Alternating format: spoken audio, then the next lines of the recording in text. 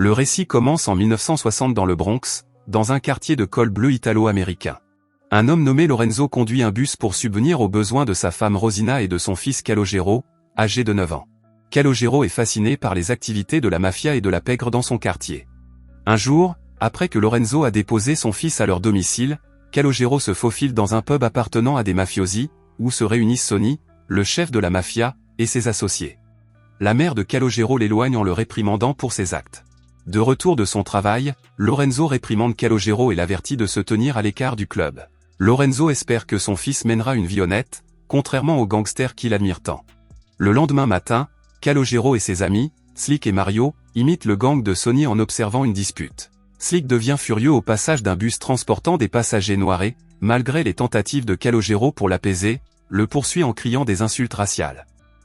Lorenzo, inquiet, ordonne à Calogero de rentrer chez lui.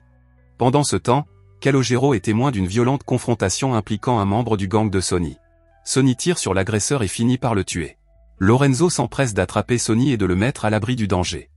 La police arrive rapidement et informe Lorenzo de la proximité de Calogero avec l'événement, dans l'espoir qu'il puisse identifier l'agresseur. Calogero n'identifie pas Sonny, affirmant qu'aucun des deux ne lui a tiré dessus. Plus tard, Calogero demande confirmation de ses actes à son père, qui suggère que l'action de Calogero était gentille, même si elle a été faite à une personne malveillante. Le lendemain, lorsque Lorenzo accompagne son fils, il perçoit un signe de tête de reconnaissance de la part de Sonny.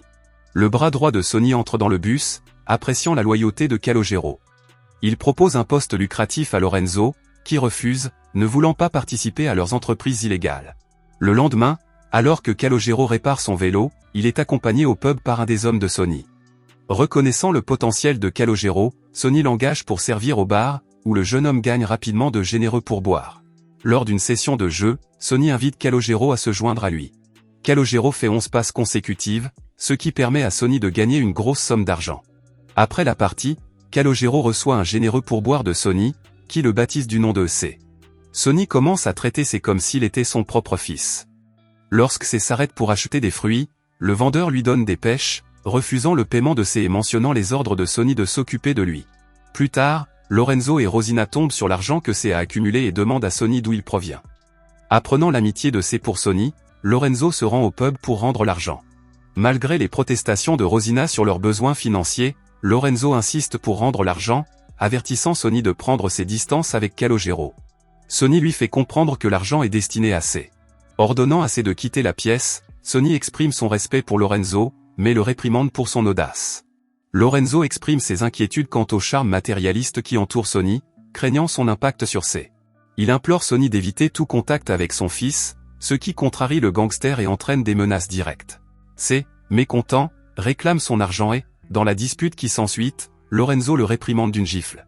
C affronte Lorenzo, critiquant son éthique du travail et se rangeant du côté de la vision du monde de Sonny. Lorenzo, cependant, souligne la noblesse du travail honnête et l'intégrité qu'il implique. Il s'excuse pour la gifle, rassurant C sur le fait que la maturité l'amènera à comprendre son comportement. 7 ans plus tard, C est devenu adulte et se trouve à l'hippodrome avec Sonny et la bande. Ils parient sur leur cheval préféré, Kryptonite. Lorsqu'un parieur malchanceux, partisan du même cheval, entre en lice, Sonny déchire intuitivement ses billets, anticipant une perte. C, curieux de connaître l'issue de la course, s'arrête et assiste à la défaite du cheval. Par la suite, C et ses amis forment un groupe social, Deux Wild, qui devient leur lieu de rendez-vous habituel. Des tensions apparaissent lorsqu'une voiture avec des passagers noirs passe.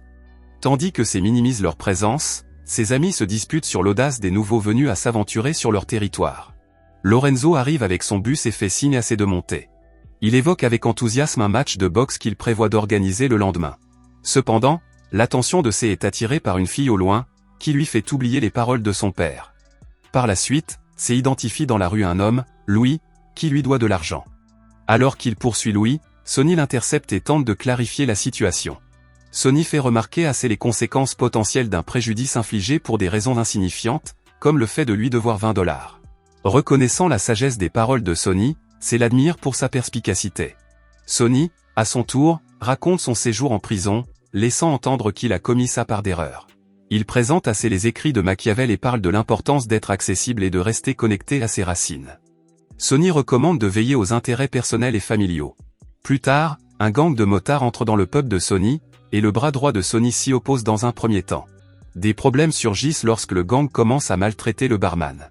Sonny les enferme alors pour leur donner une leçon particulière. La bande de Sonny fait irruption, maîtrisant et disciplinant les clients qui se sont mal comportés. À une autre occasion, C et son groupe tombent sur un trafiquant d'armes. Sonny les confronte, critiquant en particulier l'imprudence du trafiquant d'armes.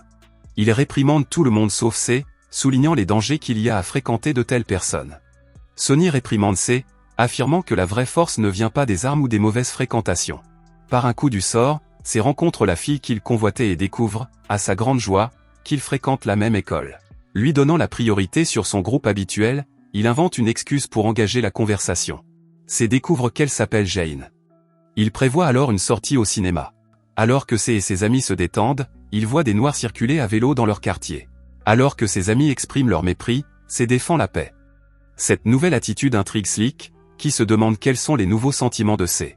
Peu après, Slick agresse un garçon noir à vélo, ce qui incite le reste de sa bande à intervenir. C, tout en semblant participer à l'attaque, conseille discrètement à la victime de rester au sol pour éviter d'autres coups. Témoin de la bagarre, Sonny s'irrite et conseille à C de s'éloigner de ses amis sauvages, prévoyant leur triste sort. Lorsque C demande à Sonny des conseils sur la possibilité d'avoir une relation avec une fille noire, la réponse ouverte de Sonny le surprend. Sonny souligne l'importance du bonheur personnel et des sentiments mutuels par rapport aux attentes de la société. Sonny propose sa voiture pour le rendez-vous de C, mais lui parle aussi du test de la porte pour évaluer le caractère de Jane. À la recherche de conseils supplémentaires, C présente à Lorenzo un scénario hypothétique sur les relations amoureuses en dehors de leur race. Lorenzo, qui ne nourrit pas de sentiments négatifs à l'égard des Noirs, croit fermement à la nécessité de rester au sein de son propre groupe ethnique. Lors du rendez-vous de C avec Jane, cette dernière révèle que son frère a récemment été battu par les Italiens et demande si C a joué un rôle dans cette affaire. La situation s'envenime lorsque le frère de Jane, présent sur les lieux, désigne C comme l'un des agresseurs. Dans un accès de rage, C lance une injure raciale, qu'il regrette immédiatement lorsque Jane s'en va. Lorsqu'il rend la voiture à Sonny, C donne une vague raison pour expliquer la brièveté du rendez-vous. Plus tard, Lorenzo gronde C pour avoir utilisé le véhicule de Sonny et lui conseille de rester à l'écart du bar. C répond en soulignant la confiance que lui accorde Sonny, mais se heurte au scepticisme de Lorenzo quant à la fiabilité de Sonny. Lorenzo lui explique la différence entre la peur et le respect, sous-entendant que Sonny est plus craint que respecté. C, sur la défensive, minimise l'humble travail de son père. Ce soir-là, leur lieu de réunion est vandalisé. Alors que le groupe de C prépare une contre-attaque, Sonny intervient et disperse la foule. La colère est palpable lorsque Sonny confronte C. Ce dernier, bouleversé, affirme son respect et son affection pour Sonny, le comparant à une figure paternelle. Lorsque Lorenzo tente d'enquêter sur les troubles, il reçoit un coup de poing inattendu. Alors qu'il bat en retraite, Sonny l'avertit de faire attention à ce qu'il dit. C rencontre son gang, armé de bombes incendiaires, qui projette de se venger. Hésitant, C rejoint le gang, mais intérieurement, il se débat avec le besoin de partir sans paraître faible.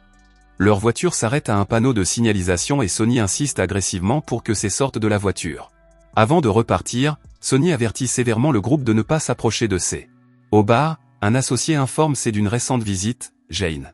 Il sort précipitamment et retrouve Jane, qui lui dit qu'elle protégeait en fait son frère contre les coups. Leur lien est renforcé par un baiser.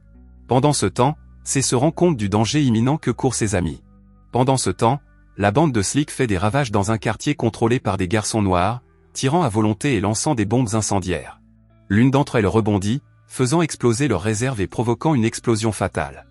Arrivé sur les lieux, C est confronté au triste spectacle des corps sans vie de ses amis. De retour au bar, C tombe sur une fête animée. En traversant la foule, il aperçoit un individu suspect qui s'avance vers Sonny.